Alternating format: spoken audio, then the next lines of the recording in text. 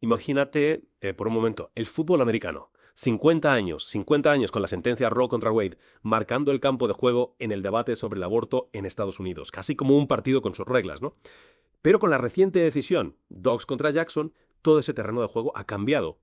Y lo que se veía como el final de un ciclo judicial, en realidad, pues ha abierto otro nuevo y mucho más complejo. Es una imagen, sí, muy útil, la verdad. Porque con Roe, quienes defendían el acceso al aborto parecían tener la ofensiva, ¿no? Marcaban la pauta. Pero ahora, después de Dobbs, la situación se ha invertido totalmente. Y ambos bandos, pues, están redefiniendo, están repensando sus estrategias. Y precisamente esas reconfiguraciones es lo que vamos a intentar comprender en esta inmersión profunda. Exacto. Y para esta inmersión profunda nos vamos a centrar en un capítulo muy concreto que se titula Dobbs v. Jackson, aborto y factor religioso en los Estados Unidos. Forma parte de un libro publicado este mismo año, Dobbs v. Jackson, el cambio de paradigma sobre el aborto. Y nuestra misión hoy es comprender las raíces, el contexto y las consecuencias de estas decisiones desde el Tribunal Supremo, que son decisiones, ya le hemos dicho, trascendentales. Totalmente. Y un punto clave que vamos a analizar es esa idea tan extendida de que Roe fue una victoria de una visión liberal y laica, mientras que Dobbs representa el triunfo de una alianza conservadora, con fuertes convicciones religiosas. A ver, intentaremos ver si esta interpretación popular se ajusta a la realidad que nos muestran nuestras fuentes. Vamos a ello. Empecemos por el principio. Los antecedentes de Roe. Podríamos, claro, remontarnos siglos atrás, pero para ser concisos, entremos en el contexto más inmediato que llevó a Roe contra Wade. Sí, totalmente de acuerdo. Entrar en los detalles de la historia del derecho consuetudinario inglés o de las leyes coloniales creo que nos desviaría de nuestro objetivo. Lo esencial es comprender las fuerzas que estaban en juego justo antes de que Roe viera la luz. Por un lado, lo que se conoce como la Cruzada de los Médicos Estadounidenses en el siglo XIX. Este movimiento impulsó la aprobación de leyes muy restrictivas contra el aborto, lo permitían solo para salvar la vida de la madre. Y por otro lado, surge en el siglo XX un movimiento que abogaba por la liberalización de esas leyes.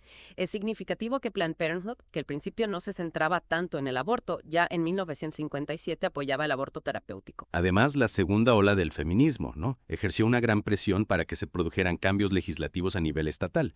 Incluso el American Law Institute, el ALI, propuso un modelo de código penal que justificaba el aborto en casos de, por ejemplo, riesgo grave para la salud física o mental de la madre, malformaciones fetales severas, o si el embarazo era resultado de una violación o incesto. Ese modelo de la Lili nos da una buena idea del debate que había entonces. Y es clave recordar el estado de las leyes justo antes de Roe.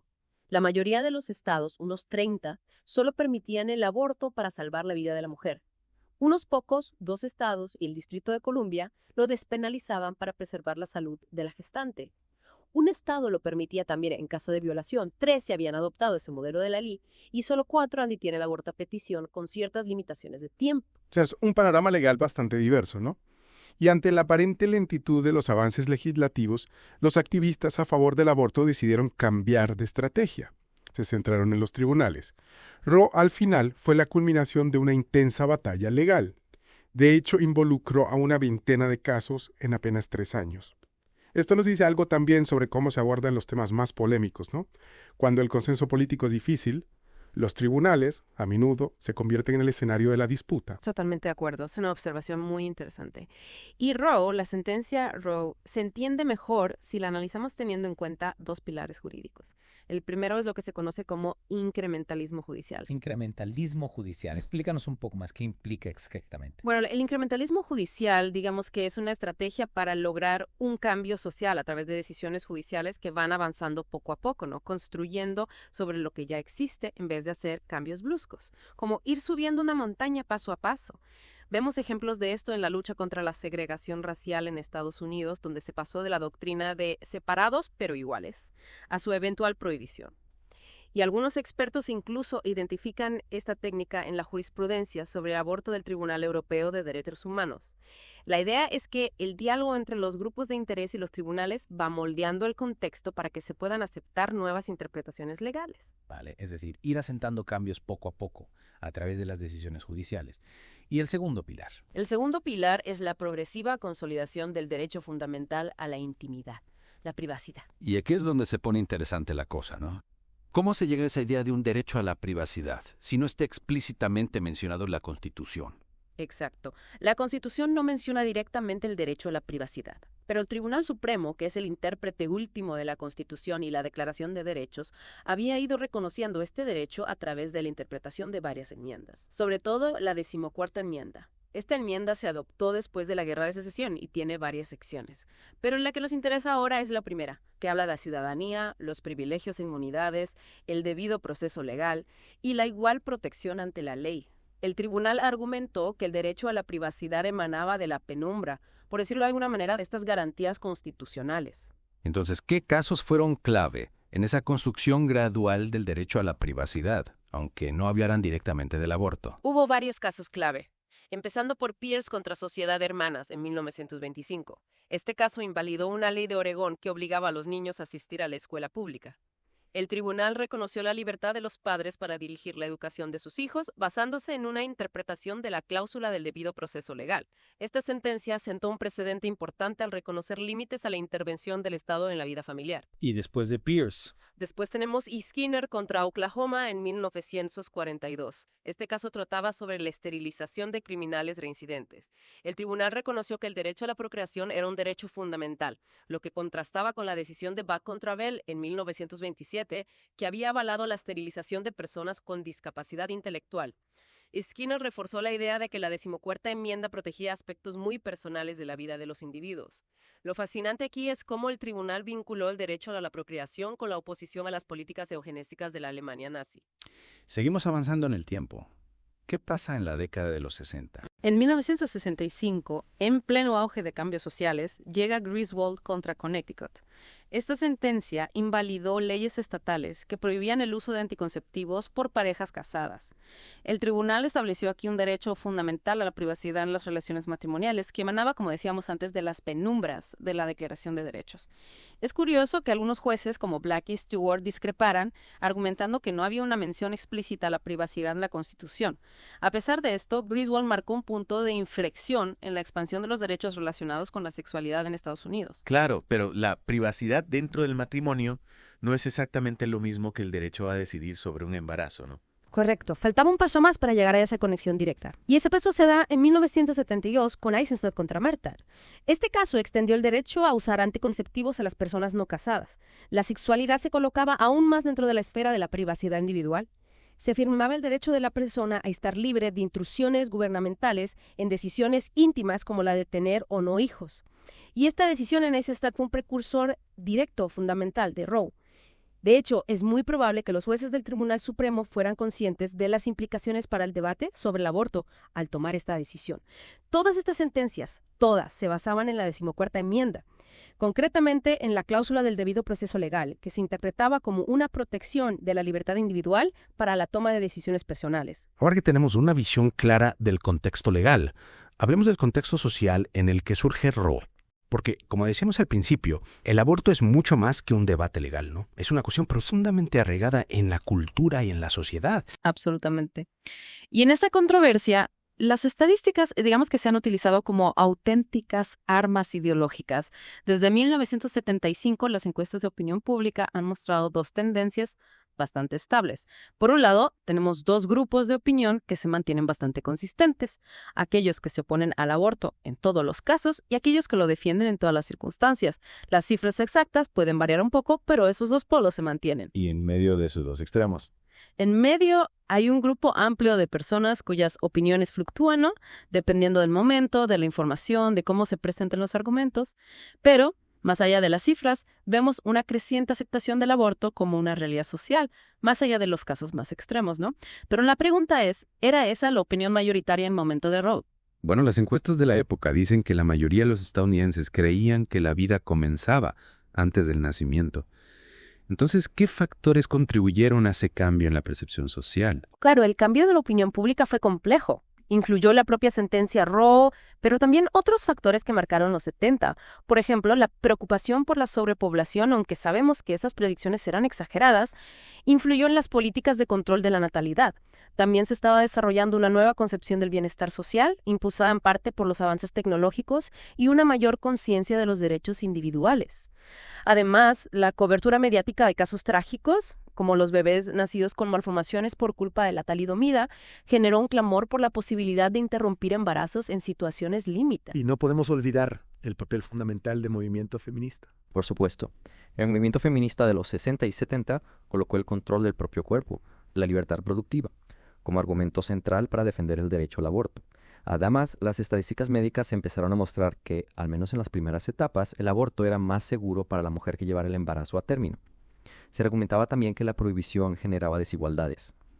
Las mujeres con recursos siempre encontrarían la manera de abortar de forma segura, mientras que las más pobres, especialmente las afroamericanas, se veían obligadas a recurrir a métodos clandestinos y muy peligrosos.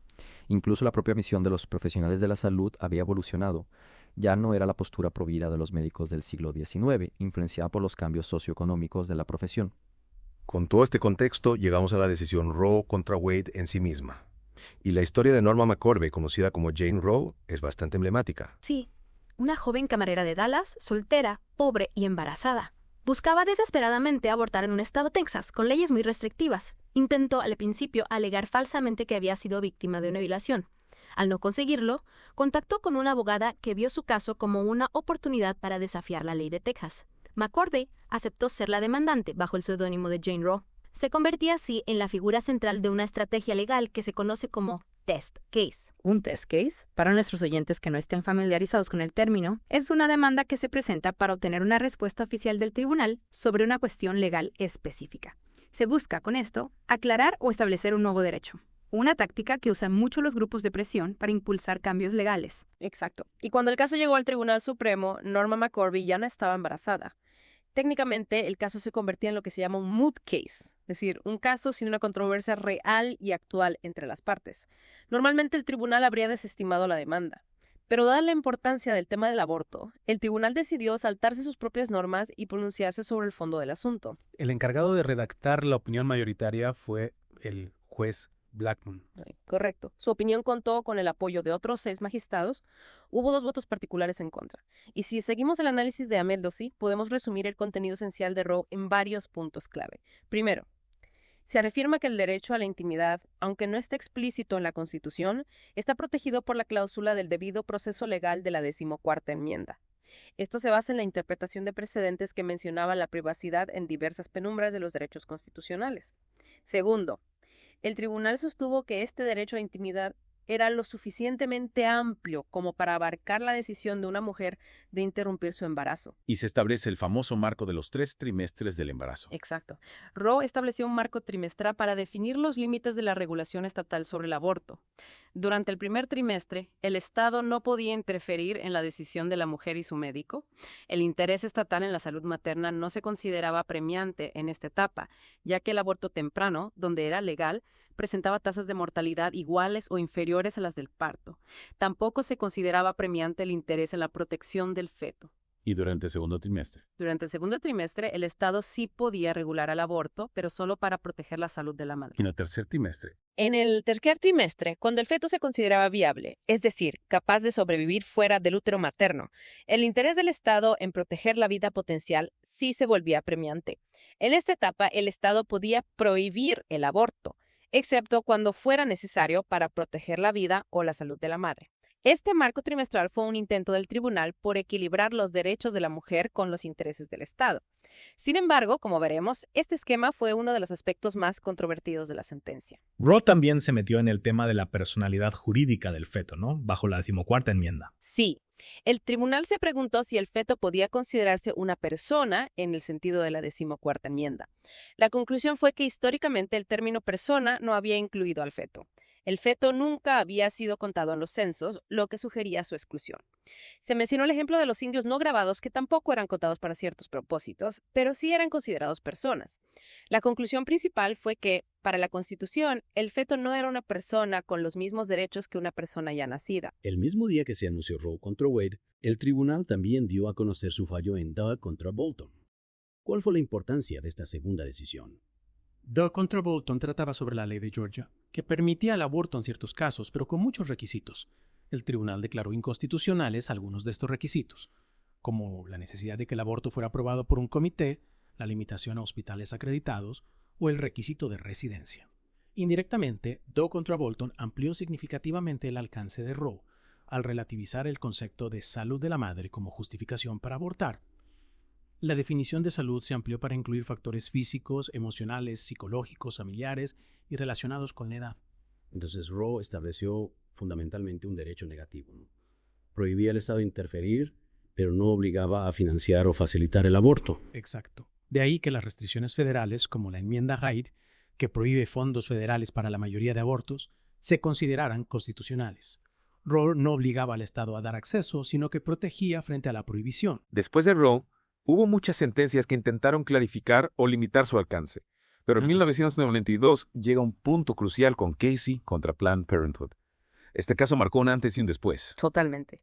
A pesar de las críticas que había recibido Roe, Casey reafirmó su núcleo central, el derecho de la mujer a decidir sobre la interrupción de su embarazo. Y es importante recordar que, desde la época del juez Warren, el Tribunal Supremo había ido tomando un papel más activo en temas morales. Se le acusa a menudo de activismo judicial.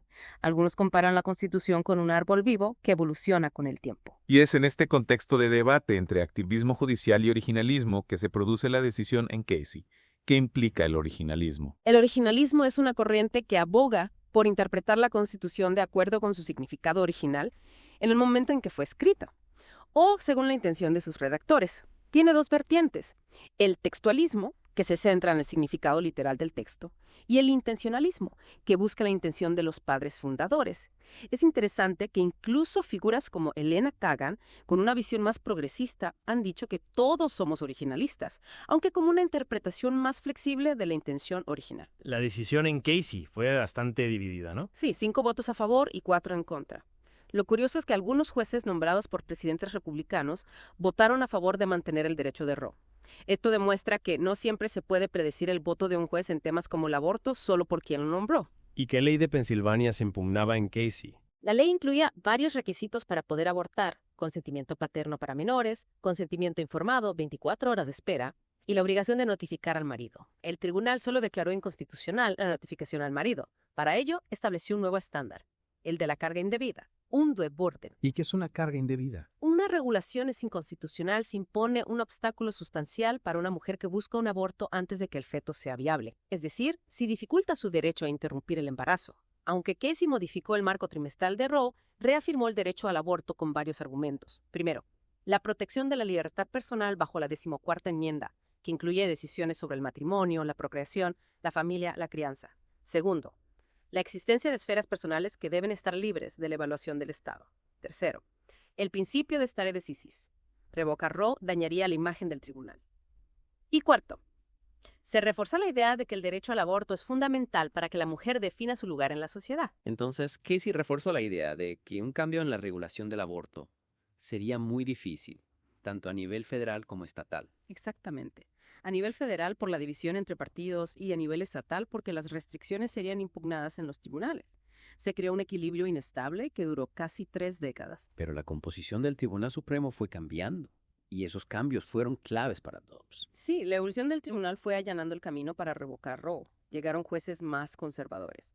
Pero como vimos en Casey, no siempre se puede predecir el voto de un juez solo con quien lo nombró. Antes de Dobbs, hubo sentencias sobre el aborto por nacimiento parcial, ¿no? Sí, la controversia sobre este procedimiento llevó a muchos estados a prohibirlo, excepto para salvar la vida de la madre.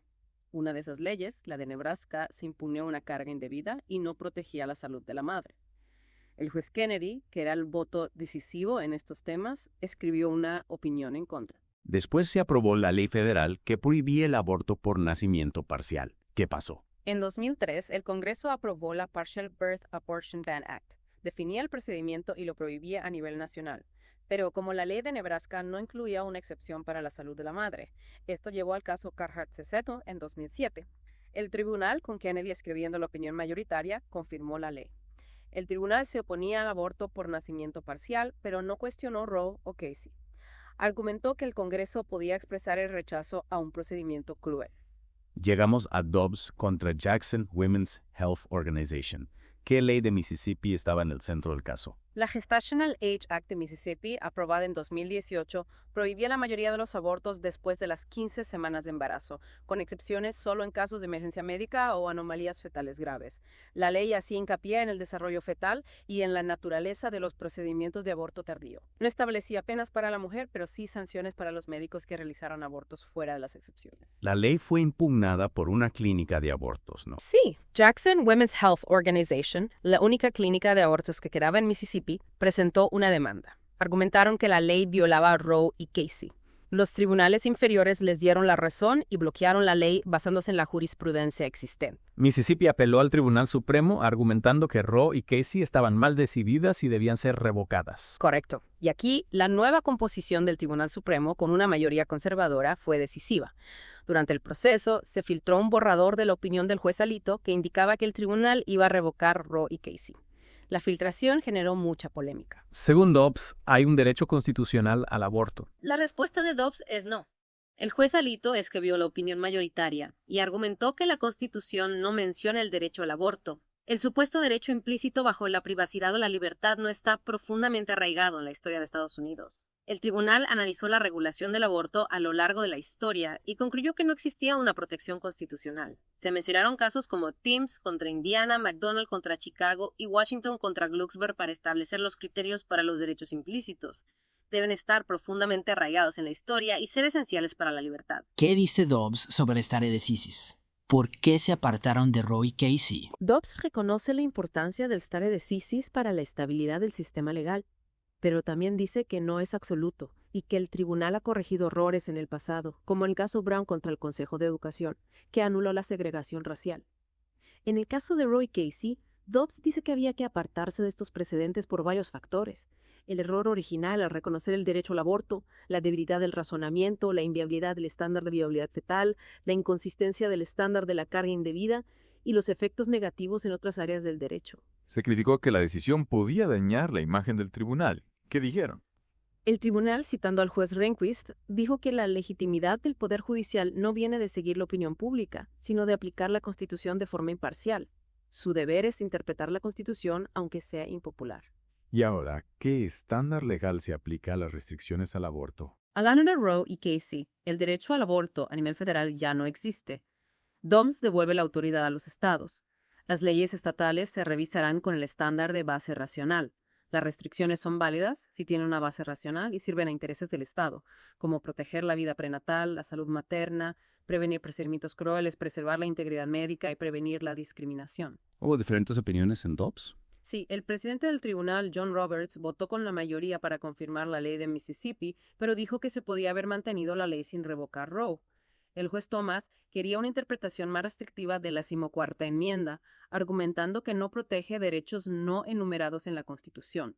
Sugirió reconsiderar Griswold sobre anticoncepción, Lawrence sobre la sodomía y Obergefell sobre el matrimonio igualitario. Los jueces Breyer, Sotomayor y Kagan criticaron la decisión, diciendo que se basaba en el poder, no en la razón, y que se debía mantener stare decisis.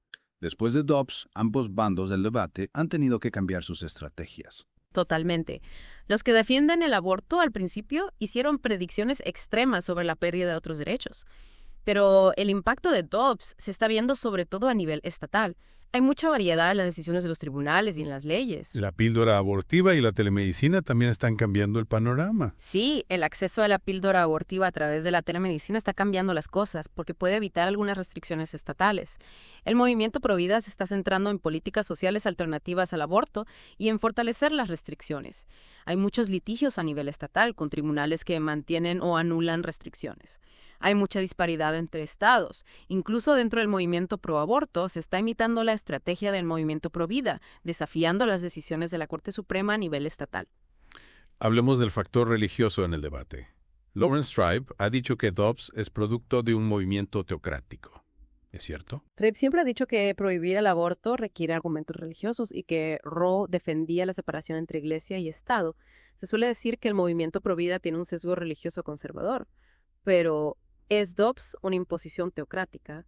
La mayoría de los jueces que revocaron Roe eran católicos, al igual que Sotomayor, que votó en contra. Gorsuch, que votó a favor, es episcopaliano. Pero la religión de un juez no siempre define su postura sobre el aborto. Ha habido casos de jueces que han votado de forma inesperada en este tema, sin seguir su religión. Sí, ha habido jueces católicos que han defendido el derecho al aborto y jueces de otras religiones que se han opuesto. Pasa lo mismo en política. Esto demuestra que la religión y la postura sobre el aborto no siempre están ligadas. Dobbs usa argumentos religiosos. No, directamente. Habla de vida potencial y de ser humano no nacido, pero no usa argumentos religiosos para definir la personalidad del no nacido. Cuestiona el criterio de viabilidad de Roe con argumentos legales. Reconoce que las creencias sobre el aborto vienen de la experiencia, los valores y la religión. La interpretación liberal de esta diversidad suele llevar a la exigencia de una ley permisiva, pero esta visión liberal puede ser vista como una falta de respeto a las creencias religiosas. También se dice que se asocia a los políticos pro vida con la religión católica. El historiador John T. Noonan ya lo decía, comparándolo con la prensa racista que identificaba a los ladrones como negros. La idea es que solo un católico se opondría al aborto. Pero el movimiento pro vida, en sus inicios, también tenía un componente xenófobo, relacionado con el crecimiento de la población católica inmigrante. Con el tiempo se ha convertido en una alianza más amplia con gente de diferentes religiones. Tras Dobbs, ha surgido el argumento de que el acceso al aborto es un derecho religioso. Sí, se dice que prohibir el aborto viola la libertad religiosa. Esto lo dice el templo satánico, que ve el aborto como un ritual, y también individuos que creen que su religión les permite abortar. Se basan en la RFRA, la Ley Federal de Libertad Religiosa, y en leyes similares de algunos estados. Pero el Tribunal Supremo limitó el alcance de la RFRA en Sirio Buene contra Flores. En Indiana ha habido casos donde se ha usado la RFRA para oponerse a las leyes contra el aborto. ¿Qué ha pasado? Un grupo llamado Hoosier Jews for Choice demandó al estado de Indiana, diciendo que su ley contra el aborto violaba la RFRA porque algunas corrientes del judaísmo permiten el aborto en casos que la ley prohíbe.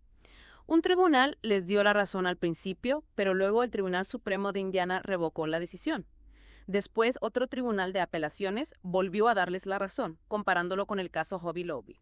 Es pronto para saber si esta estrategia funcionará en otros estados, porque las leyes de libertad religiosa varían mucho. También se habla de la desobediencia civil a las leyes contra el aborto, amparándose en la objeción de conciencia. Sí, se dice que los médicos o incluso las mujeres pueden desobedecer las leyes si su conciencia se lo dice. Pero la objeción de conciencia ha cambiado. Antes se veía como un derecho a disentir de acciones que violaban la conciencia, sobre todo en casos de derechos fundamentales. Ahora, con la aparición de nuevos derechos como el aborto o la eutanasia, la objeción de conciencia se ve como un obstáculo.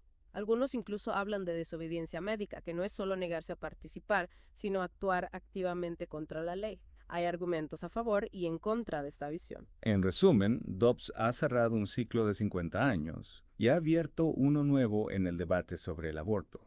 Ambos bandos están cambiando sus estrategias. Es probable que la solución a este debate requiera cambios culturales más profundos que las decisiones judiciales. Es sorprendente la polarización del debate en Estados Unidos, comparado con otros temas como la eutanasia. Hemos visto que este conflicto es muy complejo y que las etiquetas se usan para descalificar a la gente. El debate seguirá en los próximos años.